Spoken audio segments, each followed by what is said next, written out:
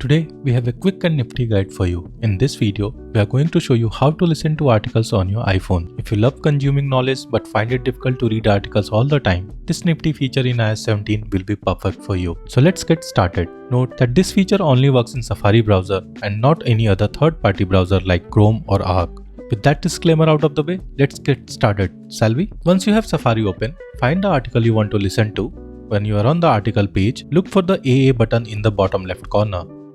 Tap on the AA button. Now look for the Listen to Page option and tap on it. Safari will now start reading article out loud to you. You will see a speaker icon on the screen which you can tap to access the listening controls. In the listening controls, you can go back, forward and even adjust the speaking rate to your preference. Another way to listen to articles on your iPhone is by using Siri commands.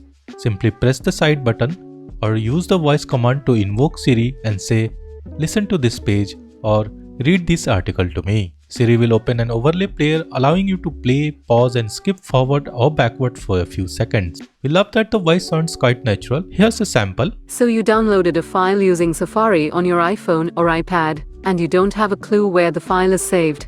It's a great way to consume articles hands-free while doing other tasks. That's it for today's video on how to listen to articles on your iPhone.